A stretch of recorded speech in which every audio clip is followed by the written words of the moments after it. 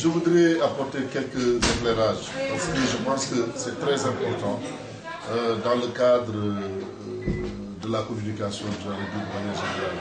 Il faut dire que, et heureusement que l'inspecteur de l'éducation et de la formation l'a bien confirmé, en nous disant que de manière spontanée, nous avons réagi à certaines priorités. Au début de l'ouverture des écoles, nous avons été avec les autorités administratives en visite. Et quand nous sommes allés dans certaines écoles, nous avons rencontré des problèmes terribles et des problèmes qui étaient urgents. Je veux notamment citer le cas du mur de clôture de l'école Ahmad Bari. Nous avons pris un engagement et le lendemain, nous avons construit ce mur. Nous sommes allés à l'école Seydou Kane, la même chose. Une classe était en état d'effondrement. Nous avons cassé la classe et aussitôt nous l'avons construit. Pour dire que nous n'attendons pas des fonds de dotation pour réagir aux problèmes de l'école sénégalaise et de l'école de manière particulière au niveau de la région de Ziguinchor et de la commune de Ziguinchor. Alors, pour ce qui concerne les fonds de dotation, il faudrait que les gens comprennent que les fonds de dotation, on les inscrit dans un budget et ce n'est pas automatique. Aujourd'hui, même si vous demandez partout, les fonds de dotation de 2015 ne sont pas encore. C'est une inscription budgétaire. Il faudrait qu'au niveau de la mairie, que des gymnastiques soient faites pour pouvoir répondre réellement aux attentes des enseignants, aux attentes de l'éducation. Ce qu'il faut rappeler aussi, à un certain moment, les budgets consacrés aux fournitures scolaires étaient versés directement dans les inspections. Alors, depuis cette année, avec le projet Paquet, avec le programme Paquet, il est retenu que l'argent qui était directement orienté vers les IF devrait aller directement dans les écoles. Et cet argent devrait permettre aux enseignants de gérer leur propre budget, de payer les fournitures scolaires. Ce que nous donnons, c'est un appui. C'est un appui. Parce que depuis lors, il y avait toujours ces fonds de dotation, quand bien même les IF recevaient leur virement de crédit concernant les fournitures scolaires. Alors, donc, aujourd'hui, je peux vous dire que les fonds de dotation de 2015 ne sont pas arrivés, mais nous avons anticipé.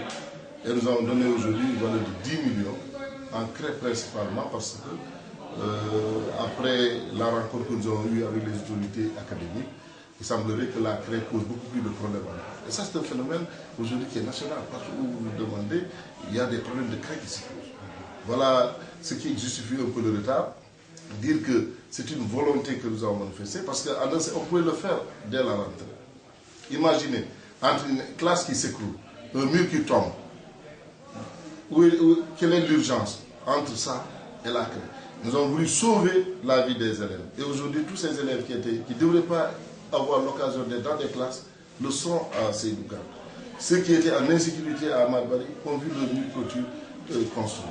Et 50 millions dans le cadre du BCI décentralisé ont été utilisés uniquement pour la construction, la réhabilitation des écoles. Vous allez à l'école Birambé, le toit, l'inspecteur l'a dit, nous avons repris les toits, nous avons réhabilité l'école. Plusieurs écoles ont été réhabilitées. C'est pour dire que la gestion de l'éducation à notre niveau est une gestion vraiment généreuse, j'allais dire, mais une gestion qui nous permet de maîtriser et de comprendre exactement la volonté affichée par le maire et le conseil municipal de faire de l'école sénégalaise de manière générale, de l'école à Ziguinchor, le fondement même de notre monde. Alors, vous savez, nous avons été impressionnés. La semaine dernière, nous avons assisté à la finale de la zone de Niassia, de l'IASU au niveau de la zone de Niassia. Et nous avons senti que les élèves voulaient s'épanouir, les élèves voulaient s'exprimer corporellement. Et seul le sport était la discipline qui leur permettait de le faire. Alors, nous avons donc été très sensibles. Et le maire a demandé à ce que nous encouragions le sport à l'école. Donc ce geste va dans le sens d'encourager les enfants à jouer. On le dit, un esprit sain dans un corps sain. Et ce sport-là doit être développé depuis la petite enfance. C'est toute l'explication que nous donnons à ce geste. Alors, donc il y aura des compétitions au niveau de chaque zone, au niveau de la commune. Nous avons déjà remis une coupe pour le vainqueur de la commune. Et après, nous allons accompagner ce vainqueur jusqu'au niveau de la finale départementale. Alors, ce qu'il faut rappeler aussi, à côté de tout cela, du sport aussi, dans le volet culturel, nous avons un ambitieux programme avec l'IF. Nous sommes en train d'organiser ensemble avec l'IF la compétition dite KO Nord. Le jeu KO Nord, qui est un jeu important, et très intéressant. Et aujourd'hui, c'est le maire qui soutient cette compétition-là scolaire et qui voit tous les enfants de la commune et même du département aller faire une compétition en génie en herbe et les vainqueurs sont toujours récompensés. Et je pense que cela permet aujourd'hui de développer encore l'esprit de compétition chez les enfants et de les préparer aussi dans le cadre d'une formation à la vie courante. Et c'est ce qui explique aujourd'hui.